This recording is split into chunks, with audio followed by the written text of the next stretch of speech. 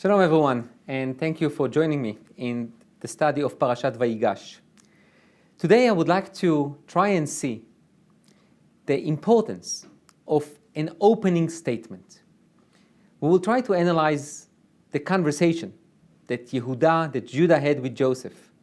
After realizing that if he's not going to do something, Benjamin is going to be this person's slaves, and he will need to go back home to Yaakov without Benjamin.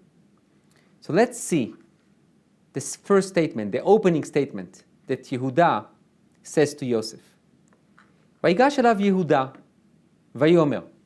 So Yehuda approached to Yosef and he says to him, Bi Adoni, yedaber na avdecha davar beoznei Adoni. My master, please, I need to talk something to you in person. Ve'al lecha rapcha be'avdecha, and please do not be angry with me. Ki kamocha kefaro, I know you're only second in command, but you are like Pharaoh. Adoni sha'al et avadav, my master asked us, Hayesh lachem av o ach. You asked us if we have a father or a brother. Now, if we try to remember from last week's Parasha, when exactly Yosef asked that question, we will not exactly find it. Because the story was that the brothers came along to Egypt and they tried to buy food, and then Yosef accused them to be meraglim, to be spies, and then they said, no, ma pitom, we are not meraglim, we are not spies. We are brothers, we have a father, and then we have another brother who is gone, and then we have one brother at home. Yosef didn't ask them, they shared the information. So Yehuda's opening statement is a bit suspicious. It doesn't seem to reflect exactly the true events that were described previously. So the Or HaChaim suggested an interesting interpretation.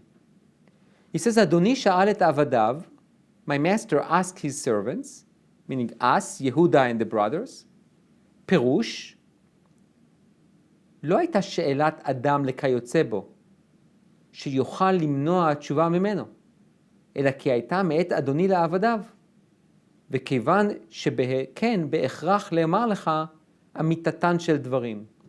So the Or HaChaim understood that there is a problem because Yosef never asked, do you have a father and a brother? And it was the brothers who basically voluntarily shared the information.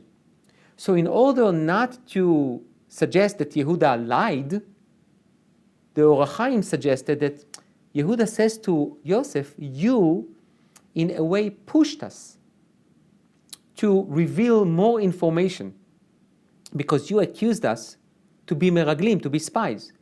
And in order to prove you that we are not spies, we voluntarily shared more information that we were asked, and obviously we are not spies because spies don't share information that they were not asked to give. עוד ירצה באומרו לאמור כי מלבד השאלה שעשית לנו דבר המחייב אותנו לאמור לך בלא העלמה, כי עשה אותם כמרגלים והוצרכו לאמת דבריהם כמשפט בדיקת האנשים הנחשדים בריגול, שנבדקים בכל הפרטים, הגם שאינם נוגעים בעניין הריגול. ואם העלם יעלימו דבר ינתנו בקולר, לזה יכריחם לאמור. Which means basically the Or HaChaim suggested that Yehuda says to Yosef, I'm not telling you what exactly you asked us, but you created an environment that basically not only encouraged us to tell you that we have a father and that we have a brother, but in a way you didn't leave us any other choice. You accused us to be spies, so in order to clear our names, we had to share more information with you in order to show you that we are not trying to hide anything from you.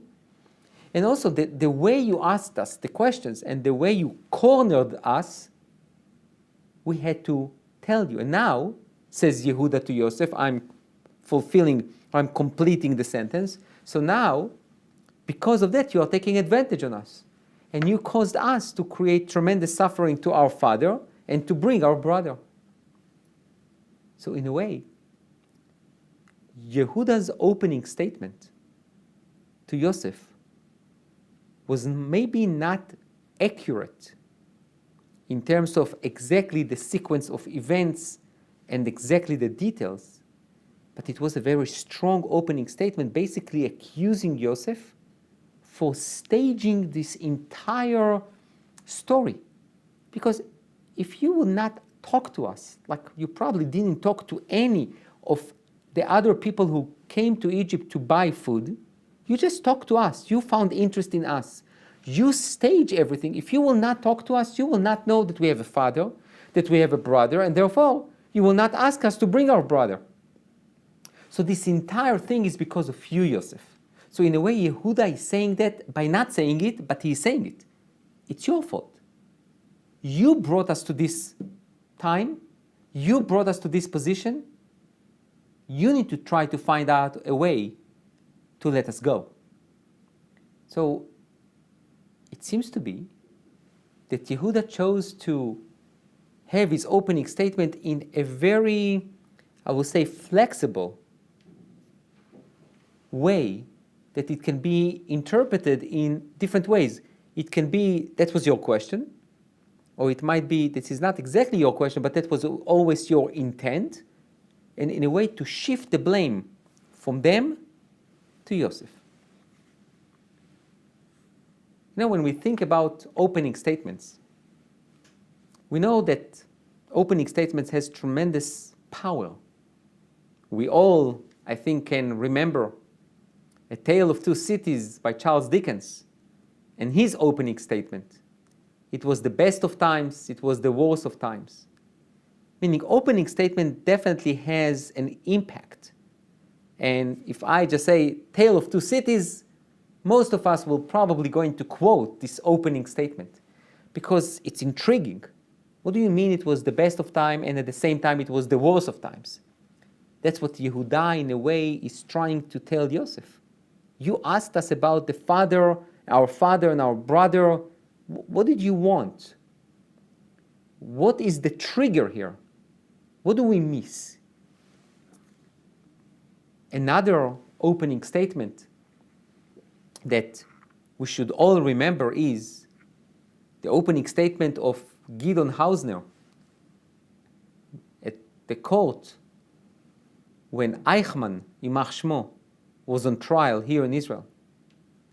His opening statement was the following: במקום זה בו אני עומד לפניכם, in this place where I stand in front of you, שופטי ישראל, the judges of Israel, ללמד קטגוריה על אדולף אייכמן, to basically accuse Adolf Eichmann. אין אני עומד יחידי, I don't stand by myself, I don't stand alone. עמדי ניצבים כאן בשעה זו 6 מיליון קטגורים. I stand here with 6 million Jews who are going to, with me, accuse Adolf Eichmann for all his crimes. אך הם לא יוכלו לקום על רגליהם. But they, the 6 millions, cannot stand on their feet.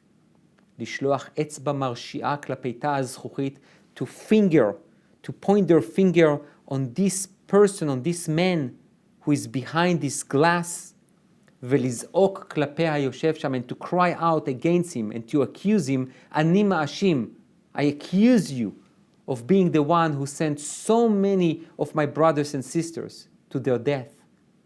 מפני שעפרם נערם בין גבעות אושוויץ ובשדות טרבלינקה, because their dust, their ashes, was accumulated on the valleys of Auschwitz and in the fields of Treblinka. נשטף בנהרות פולין, was basically flooded in the rivers of Poland. וקבריהם פזורים על פני אירופה לאורכה ולרוחבה, and their graves is spread all over Europe. דמם זועק, their blood is crying out, אך קולם לא יישמע, but you can't hear their voice.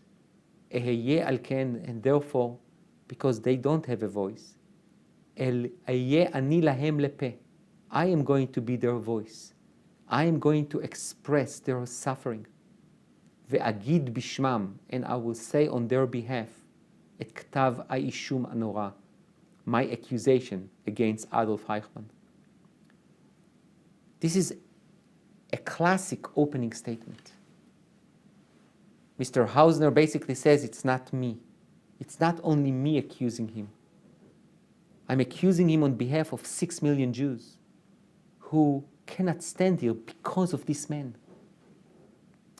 They don't have a voice, and I'm going to be their voice.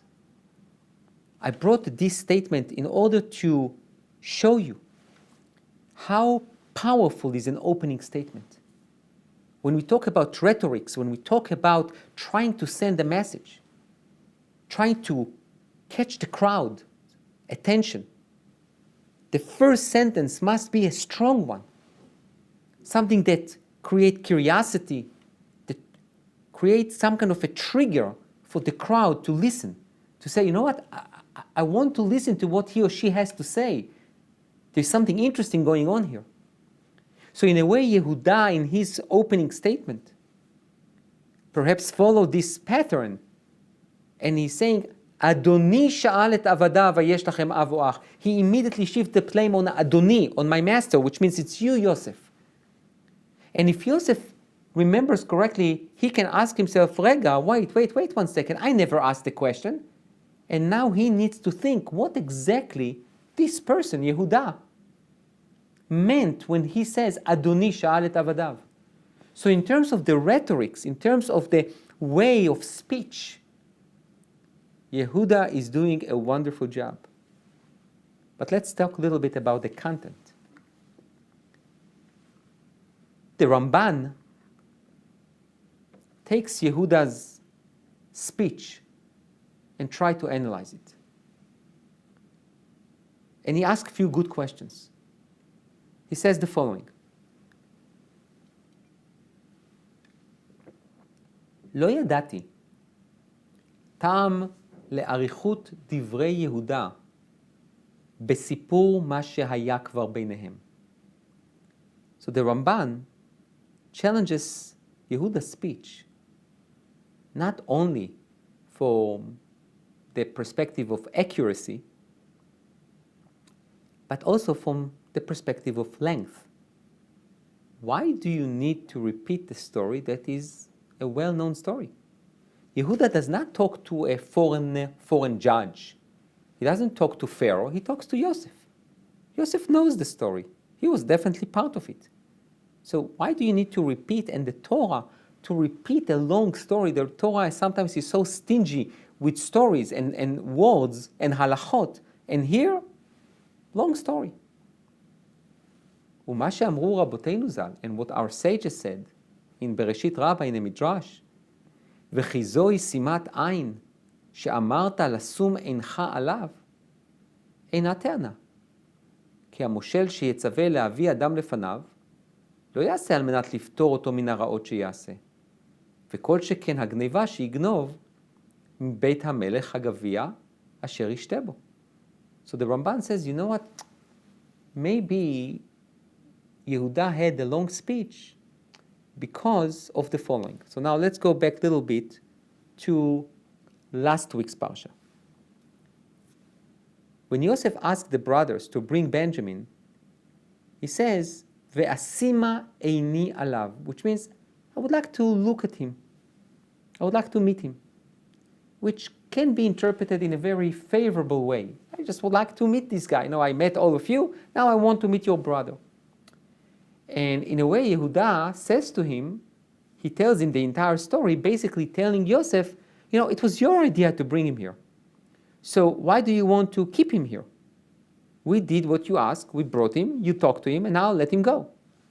Says the Ramban, that's not going to explain the lengthy story that Yehuda shares back with Yosef. Because, yes, it's true, it began with Yosef just wanted to meet Benjamin. But after Benjamin stole the goblet, what do you think? He's going to let him go? You think Yosef will say, you stole the goblet, it was so nice to meet you, you are really a wonderful person, you can go home? This is a known fact. When a king says, I would like to see someone, it doesn't mean I'm going to meet with him, have coffee, and let him go. He's going to keep him as long as he wants to. He's a king.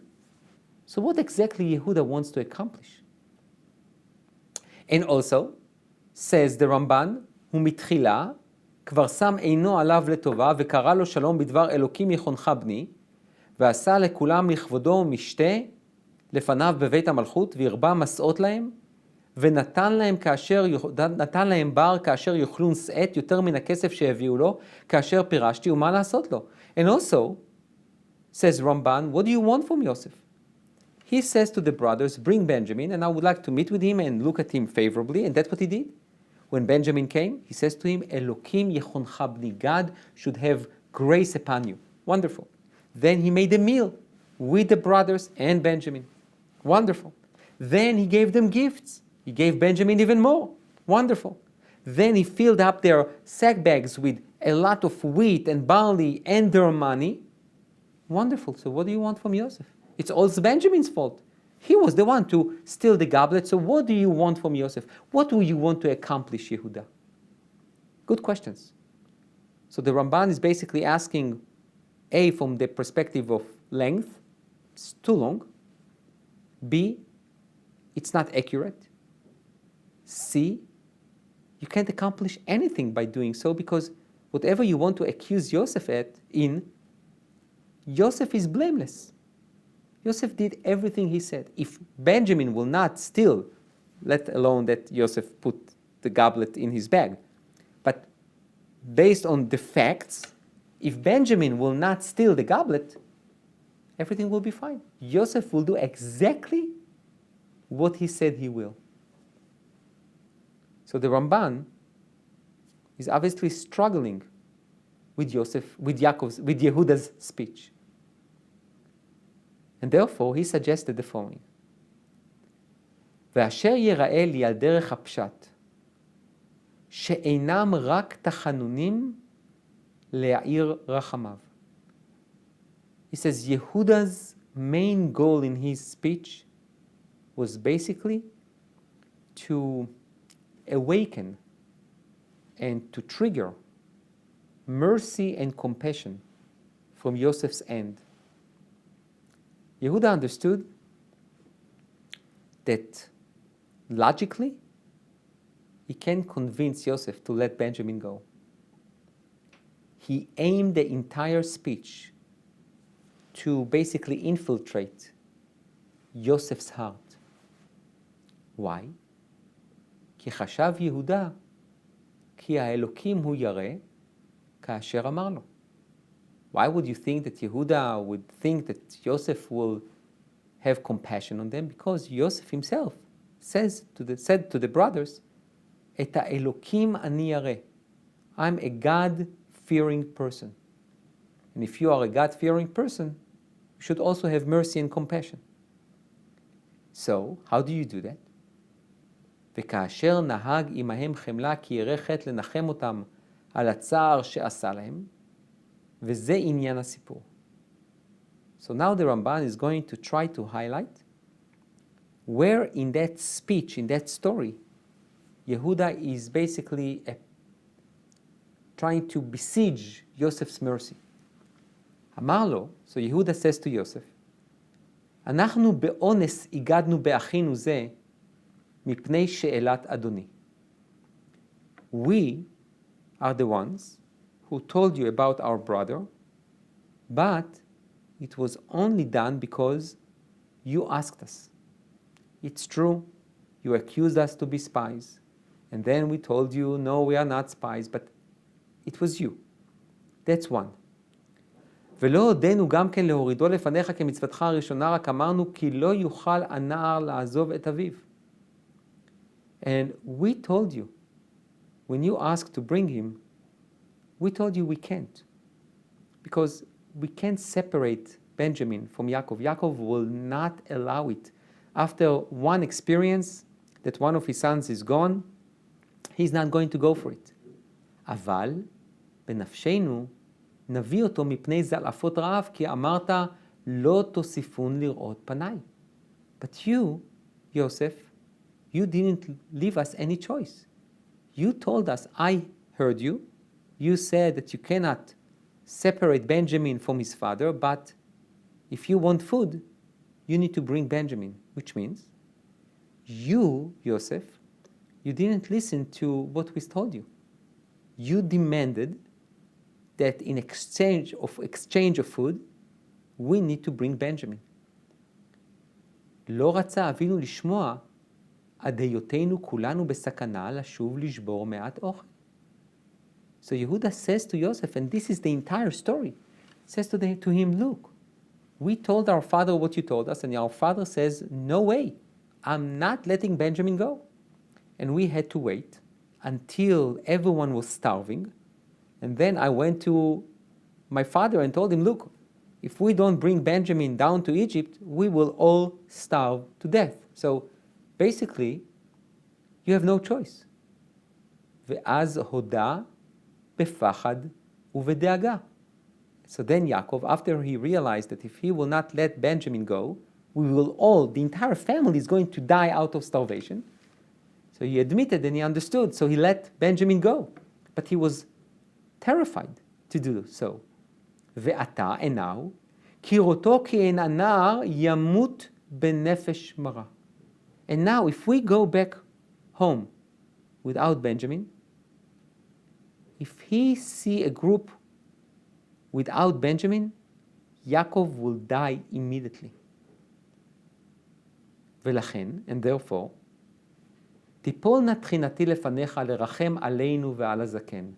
So therefore, please, I beseech you, says Yehuda to Yosef, please have mercy on us and on our father, וקח אותי תחת הנער לעבד עולם, and take me in lieu of Benjamin.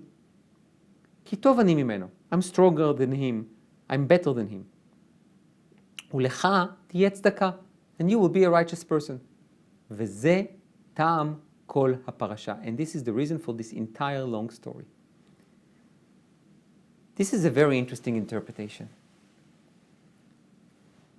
Yehuda opening statement and this long story was all aimed for one thing: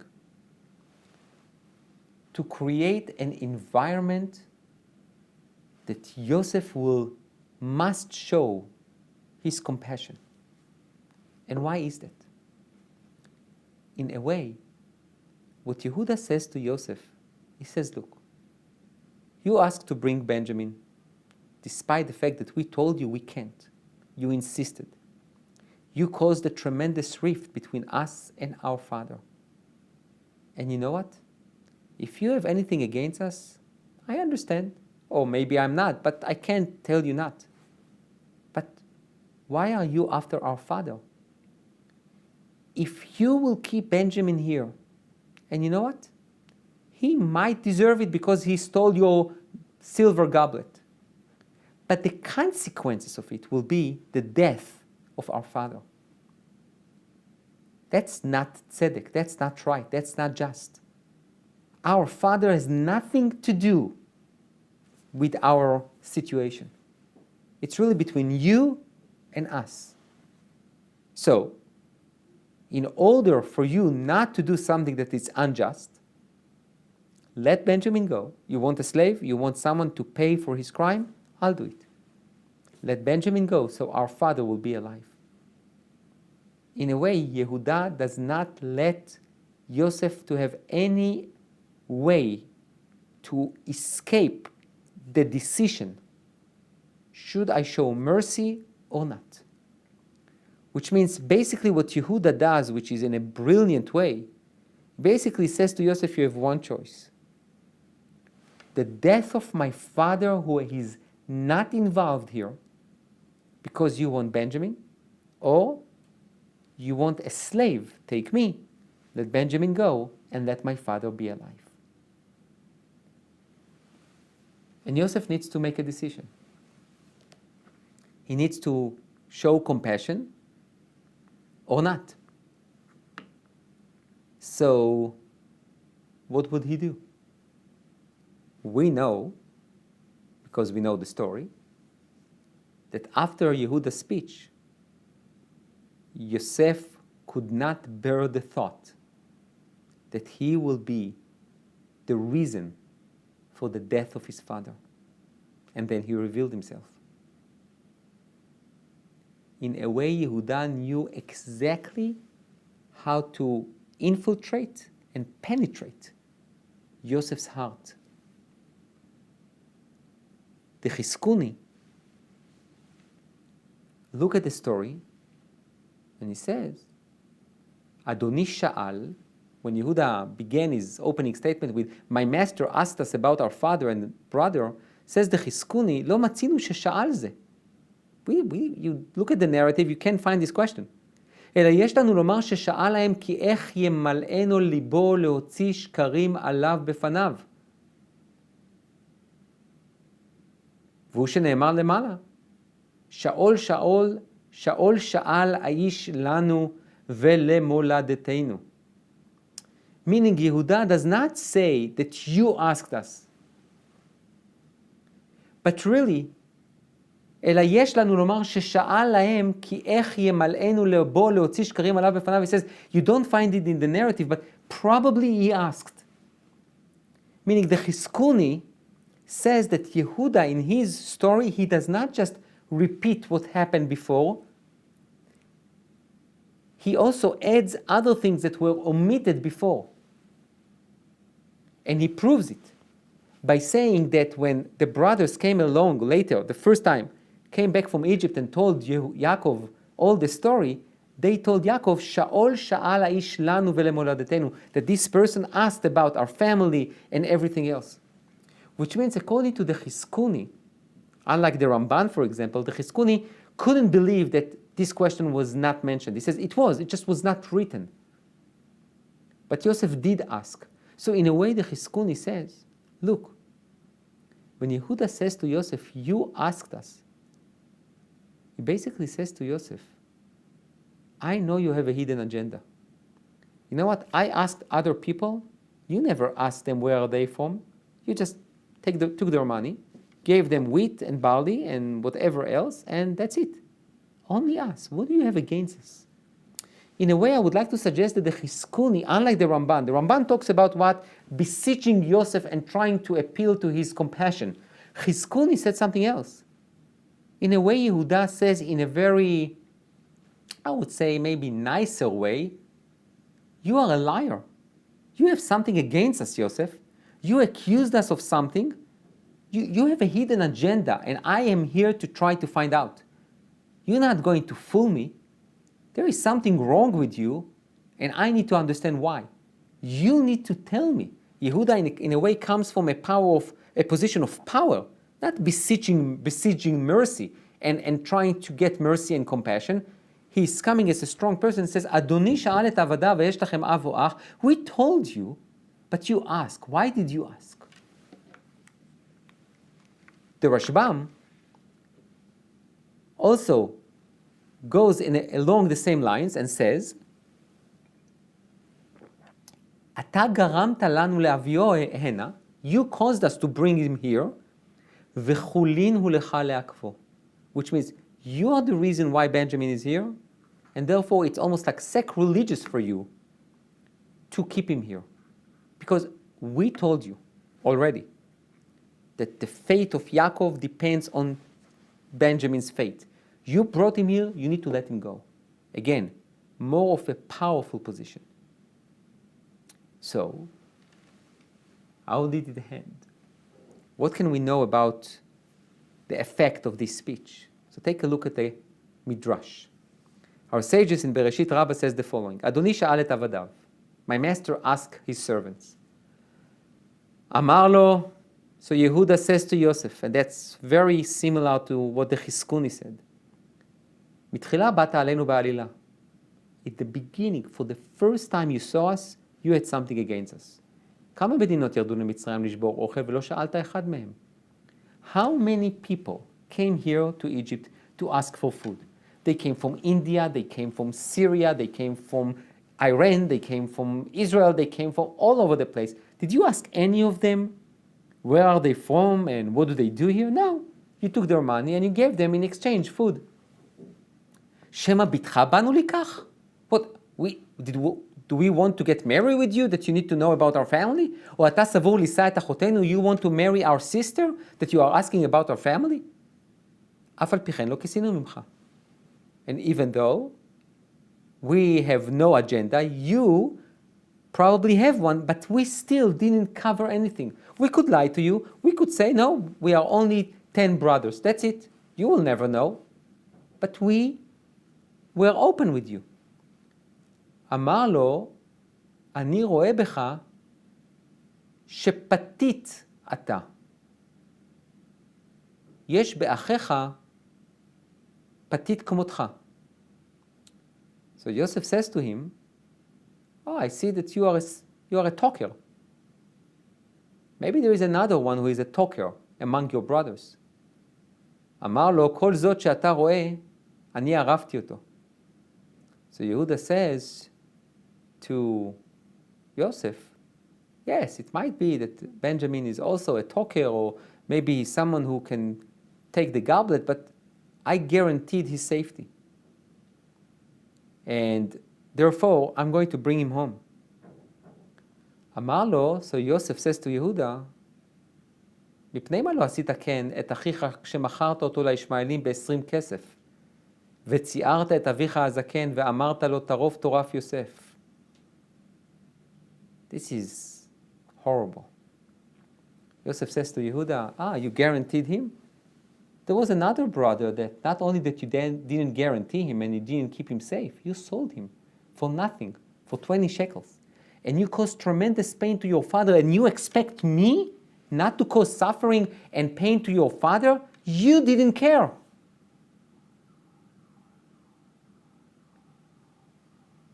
כיוון ששמע יהודה כך, צעק ובכה בקול גדול. When Yehuda heard this very strong statement, strong sentence against him, he cried and he says, כי איך אעלה אל אבי? How can I go to my father like that without Benjamin? I can't bear the thought of seeing my father dead because of me. אמר יהודה לנפתלי, so Yehuda caught himself immediately and says to Naphtali, לך ראה כמה שווקים במצרים. Naphtali was a fast runner. He says to him, go, check the town, check the city, and see how we're going to destroy it. If we're not going to get Benjamin back, we're going to destroy the city. קפץ וחזר, אמר לו 12, there are 12 gates to this city. אמר יהודה לאחיו, אני אחריב מהם 3. We are 10 people here. I'll destroy 3 of them, and the other 9, each one of you destroy 1 gate. ולא נשאר בהם איש. We're going to destroy the entire city until we take Benjamin out of here. אמרו לו אחיו יהודה, מצרים אינם כשכם, אם אתה מחריב את מצרים, תחריב את כל העולם. So Yehuda, brother, says to Yehuda, look, Yehuda, we can't destroy Egypt. If we destroy Egypt, we destroy the world. It's not like Shechem that took Dinah in Parashat Vayishlach, that Shimon and Levi destroyed the city. He says, that was one city here. If we destroy Egypt, we destroy the entire world. We can't do that. So there is this discussion among the brothers. That's what our sages describe. And what about Yosef? באותה שעה לא יכול יוסף להתאפק. So Yosef can listen to them, and he understand what they say. כיוון שראה יוסף שהסכימה דעתם להחריב את מצרים, אמר יוסף בליבו, מוטב שאתוודע להם, ואל יחריבו את מצרים. Yosef says, if I will continue to be quiet here, they're going to destroy Egypt, and they will destroy the world. I can't allow it. I can't allow so many people die in famine and starvation. I will need to reveal myself. Again, you see, Joseph's tremendous personality of willing to sacrifice his dream in order not to impact others. אמר להם יוסף. So Yosef told the brothers who are about to destroy Egypt, לא כך אמרתם שאחיו של זה מת? Didn't you say that Benjamin's brother is dead? אני אקראנו ויבוא אצלכם.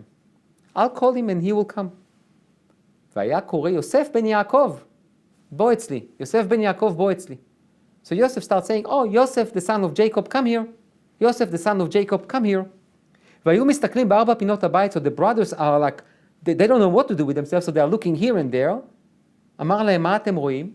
So he says to them, what do you see? אני יוסף אחיכם, I am Yosef, your brother. מיד פרחה נשמתם. So they basically fainted. שנאמר ולא יכלו אחיו לענות אותו כי נבהלו מפניו, because the brothers couldn't answer, they didn't know what to do.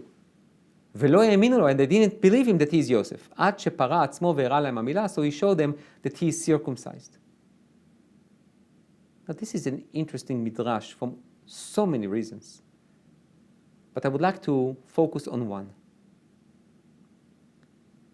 In a way, the midrash says that Yehuda failed in his speech. Unlike the Ramban or even Chizkuni or Rashbam that says that Yehuda tried to appease Yosef and to try to talk to his compassion or to come from a position of strength. According to this midrash, Yehuda failed. Yosef will not move. Not only that he will not change his mind regarding Benjamin, he also chastised Yehuda and says, why didn't you guarantee the other brother?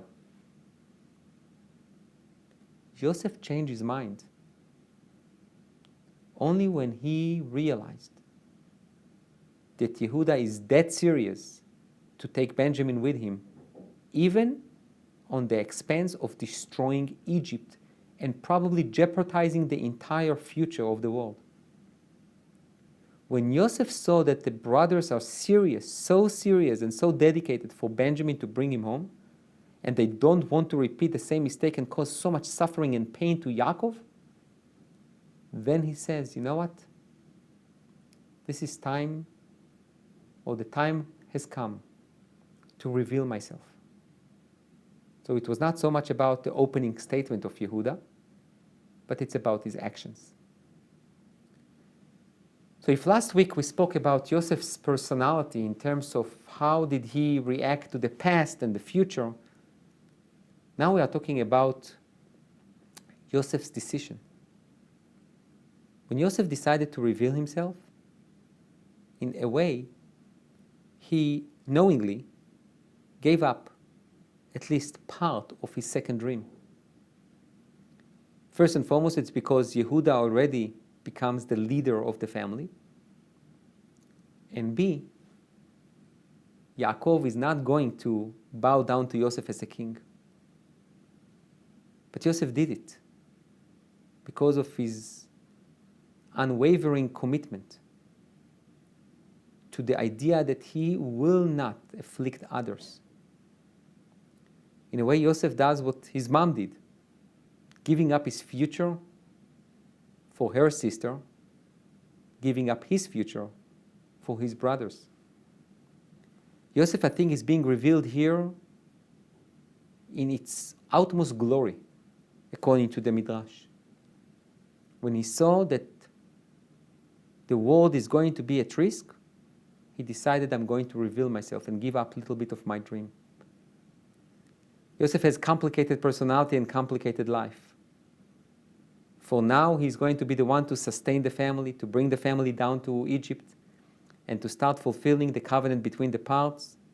But after that, Yehuda is taking charge. So definitely the opening statement has tremendous influence on how the conversation will go. Definitely we will remember some opening statements as we mentioned before. But it's not only about statements.